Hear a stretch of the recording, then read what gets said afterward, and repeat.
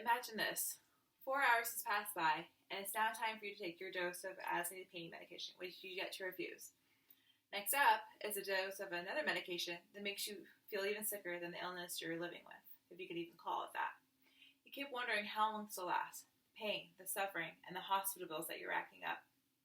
Though none of this is your fault, you still feel guilty for pressing your nurse's call button for another request and their aid in your hope for a little comfort. As you lie in bed, you start mentally planning your own funeral, which you know is in the near future.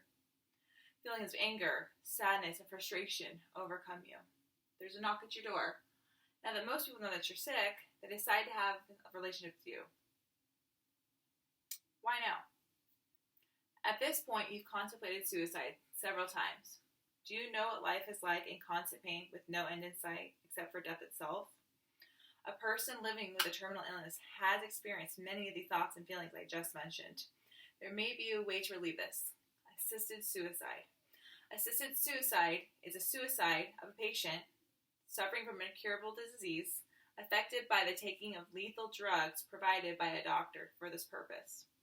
Hi, I'm Jerica Howell, and today I want to argue as to why assisted suicide should be legal in all 50 U.S. states.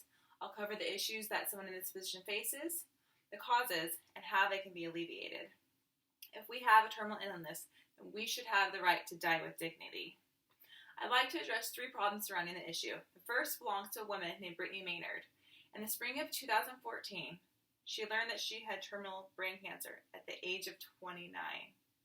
After a careful assessment of her prognosis and end-of-life options, Brittany and her family uprooted their lives and moved to Oregon, where death with dignity was authorized.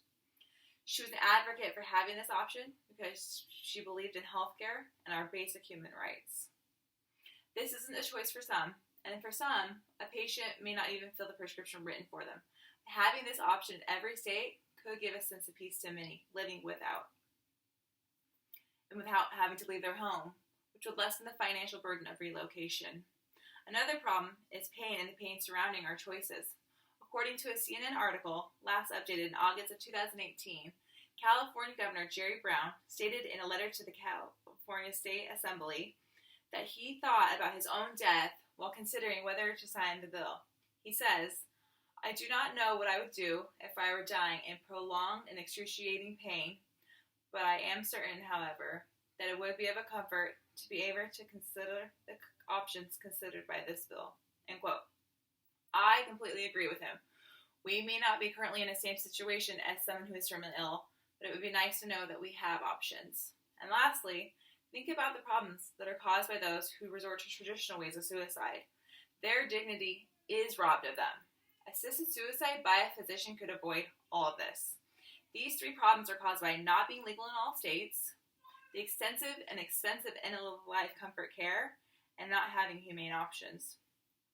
According to a Washington Times article, there's currently only 8 jurisdictions that allow physicians to die in: California, Colorado, Washington, D.C., Hawaii, Montana, Oregon, and Vermont, and Washington State.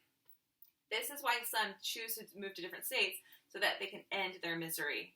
The extensive care necessary to keep these patients alive and comfortable is not cheap. There's costly medication, around-the-clock care, which is all left for the patient's family once they are deceased.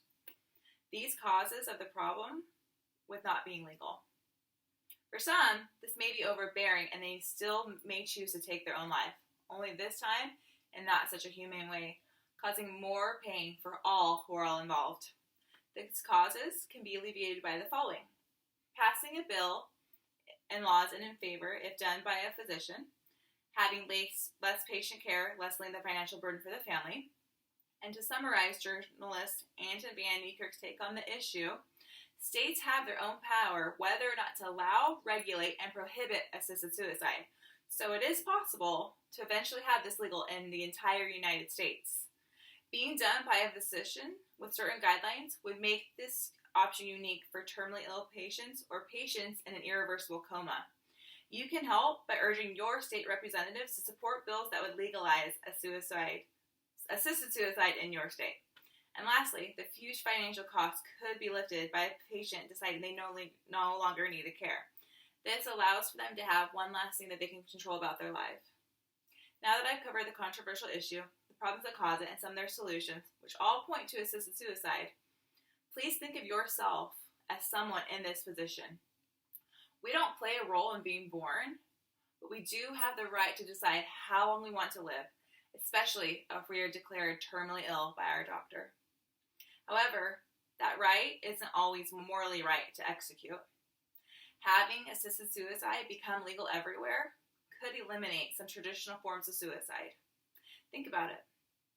When done properly in a medical setting, the emotional and messy circumstances of someone who decides to still take their own life because they did not have this humane option would be alleviated. Those who are terminally ill deserve to die with dignity.